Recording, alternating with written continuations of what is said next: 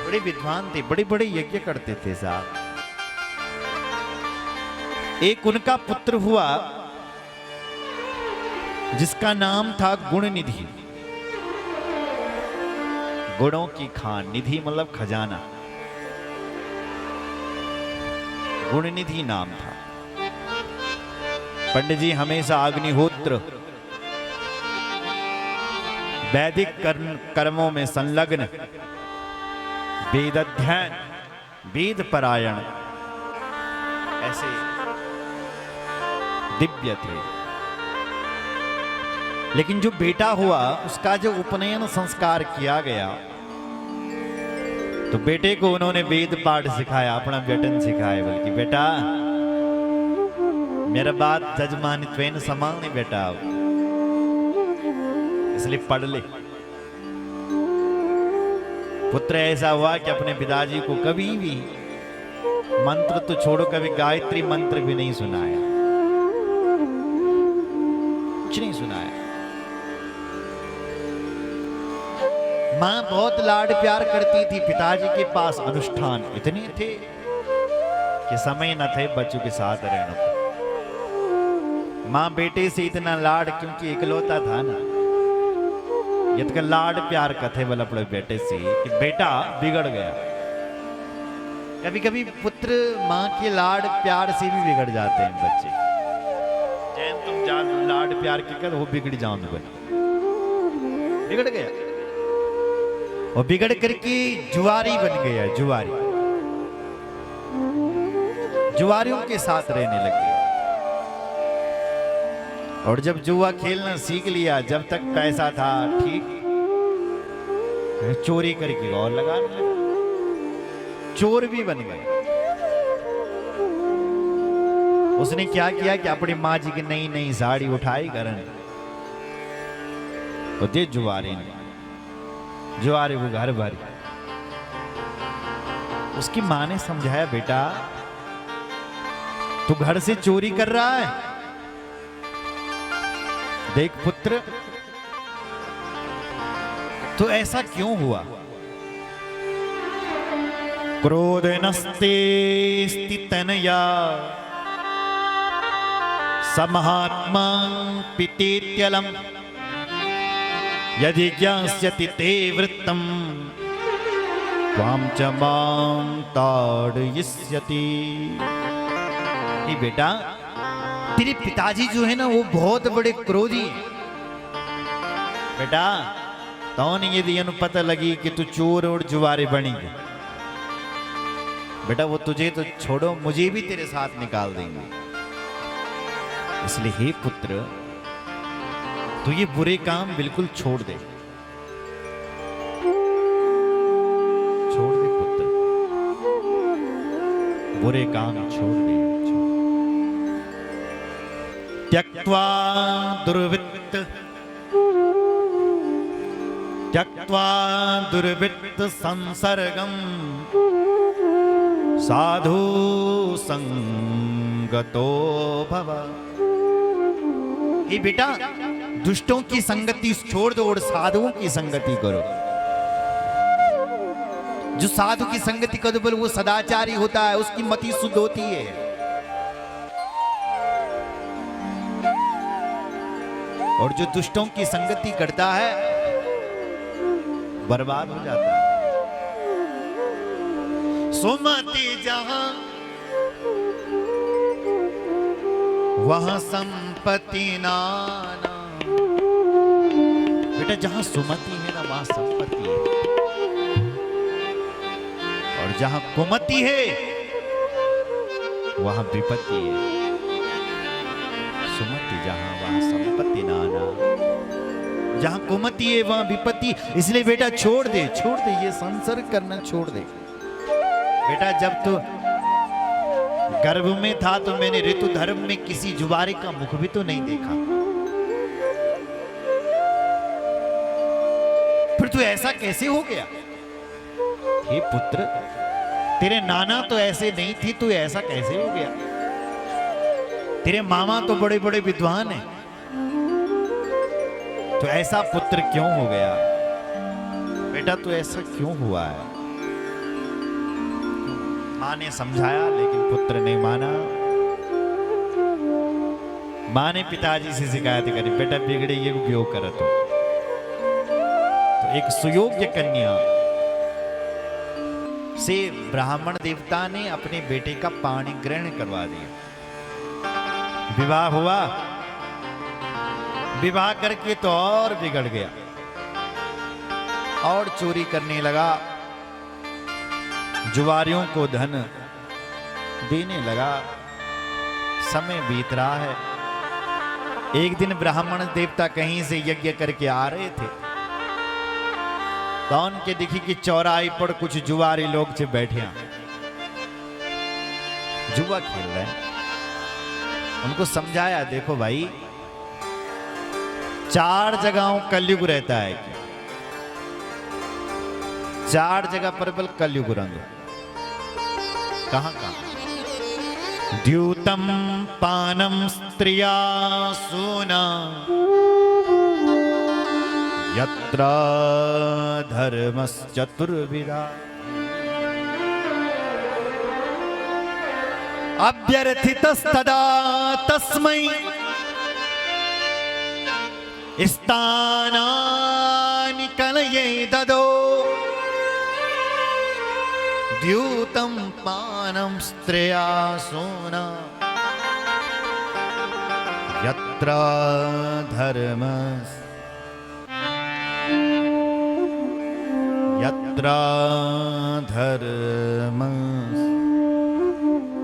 चतुर्विधा। 4 जगहों पर बल कलयुग रहता है। द्यूतम, जिस घर में जुआरी बसते हैं वो घर बल कलयुग को घर छो। सुन रहे? जिस घर में मदिरा का पान हो रहा है वो घर भी तो जुआरी है साहब, वो घर भी तो कलयुग का घर है। आपकी रसोई अन्नपूर्णा का घर है, नहीं है? और आप अपनी रसोई घर में क्या बना रहे हो? मांस पका रहे हो। कितने लोग यहां खड़े हैं जिन लोगों के घर में मांस नहीं बनता? हाथ खड़े करो, उठाओ हाथ।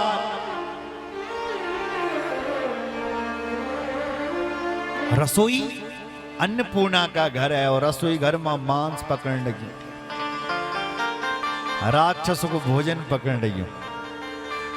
सच बताओ कौन रह रही होगी मां, अन्नपूर्णा माता या राक्षस? दही खाना दही तक बैठिया पहले बुरी शक्तियां, नकारात्मक ऊर्जा। क्यों? हम तो ये कहना चाहते हैं, हमारे चौहान जी भी कह रहे थे, चौहान जी हैं देवदर्शन होटल के, वो कह रहे थे, मालिक हैं जो, वो कह रहे थे, बोले महाराज ऐसा अभियान आना चाहिए कि चारों धामों में कहीं भी 100 किलोमीटर तक शराब ना बटे और मदिरा ना बटे। ऐसा अभियान आना चाहिए। मैंने कहा जरूर। तीर्थों की भूमि में तो बिल्कुल श्राप मुक्त होनी चाहिए तीर्थों की भूमि। जब आप लोग इसका विरोध करेंगे तब कोई झांझी ना होने तीर्थ मां। हम ही तो उनको मौका दे रहे हैं, उनको पता है सब मिलता है ऊपर, इसलिए उसका और फायदा उठाते हैं, यहाँ की गंदगी और करते हैं। इसलिए तीर्थों में केवल सात्विक लोग आए, पवित्र लोग आए, पवित्र विचार वाले आए। इसलिए ये कानून लागू होना चाहिए। क्यों? कि तीर्थों में उत्तर काशी से जैसी ही गाड़ी चलेगी, काशी विश्वनाथ की भूमि पर जैसी तुम प्रवेश करोगे तुम्हारी गाड़ी चेक होगी कि इसमें कहीं मांस मदिरा तो नहीं है, तब तुम तीर्थों में प्रवेश करोगे। क्यों? इसका समर्थन कितने लोग करते हैं? हाँ, सब करते हैं। ये बंद होना चाहिए।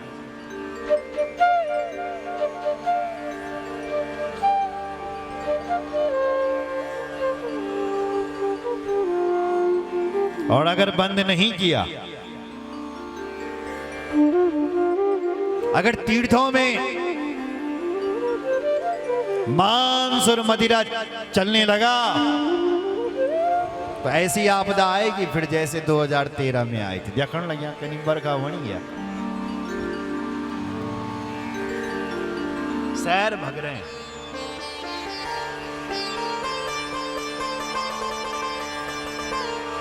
सुन रहे हैं?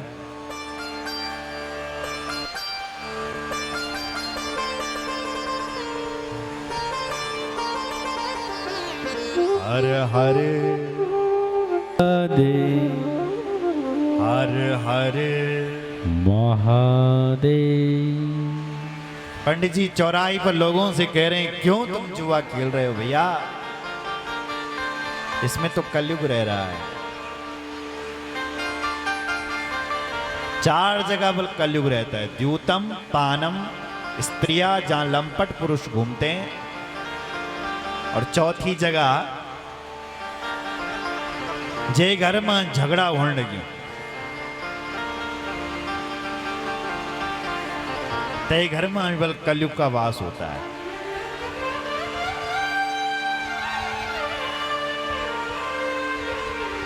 इसलिए अगर आपके यहां ये 4 चीजें हैं तो तुरंत इससे दूर हो जाएं।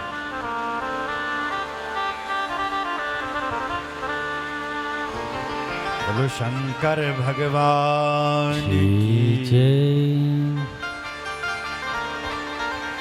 हर हर महादेव। पंडित जी ने उनसे कहा भाई क्यों तुम इस जुआ को खेल रहे हो? जुआरियों ने कहा देखो महाराज हम तब डांटे तुम सबसे पहले अपने बेटे को डांटो,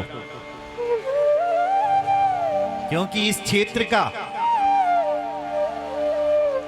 सबसे बड़ी जुआरी तो तुम्हारो बेटा छो गुड़ निधि। क्या कह रहे हो? पागल हो गए हो?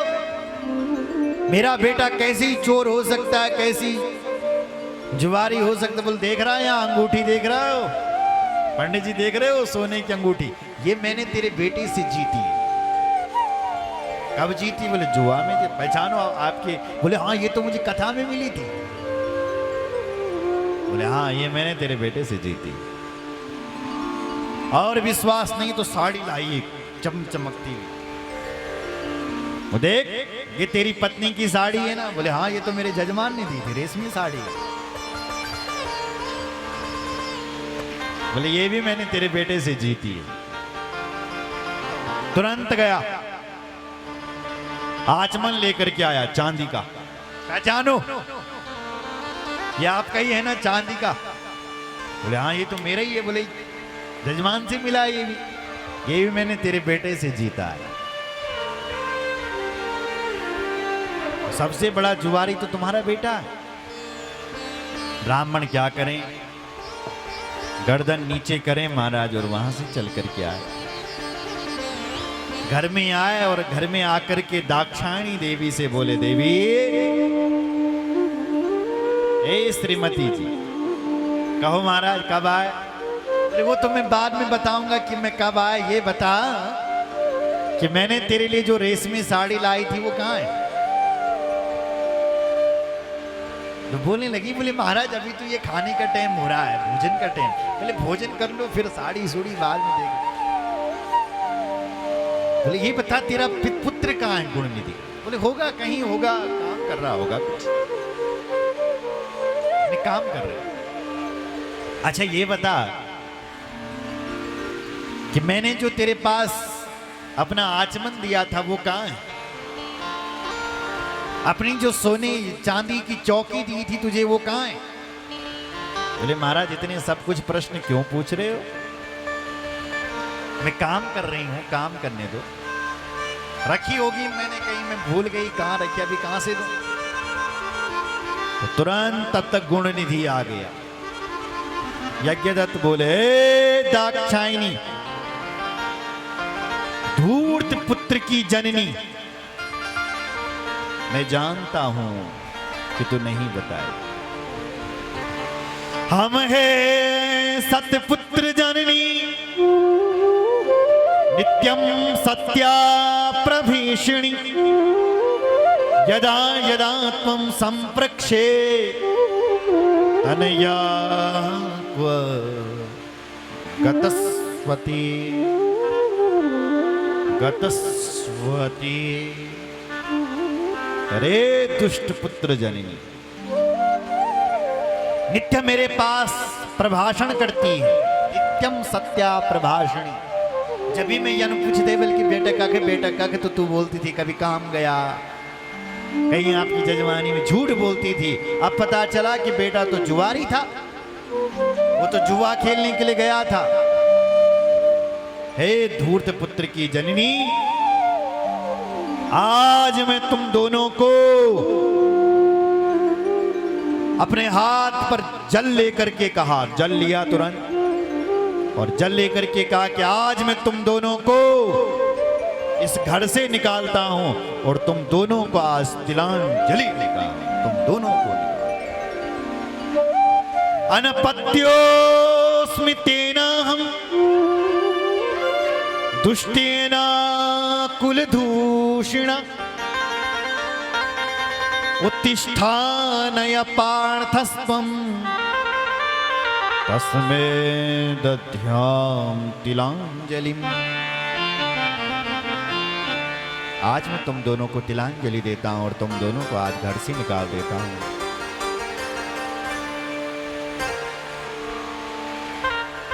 रोने लगी। दोनों को आज तिलांजलि दे दी। तो पुत्र को और अपनी उसकी मां को आज ब्राह्मण ने घर से निकाल दिया। दर्द की ठोकरें खा रहे हैं साहब लोग। अच्छा, आपने यहां पर एक बात नहीं समझी होगी, पुत्र तो जुआरी था इसलिए उसको निकाल दिया, लेकिन मां को क्यों निकाला होगा?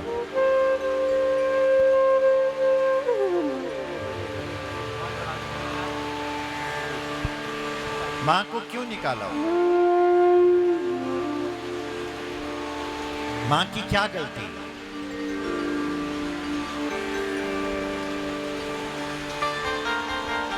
जुआरी तो पुत्र था ना, बेटा था। मां से क्या गलती होगी? देखो, मां पुत्र की प्रथम गुरु होती है। मां बेटी की प्रथम गुरु कौन है? और मां पुत्र को जैसा संस्कार देना चाहे ऐसा दे सकती है। और संस्कार कब तक दिए जा सकते हैं? जब तक बेटा छोटा है तब तक तुम उसको समझा सकते हो,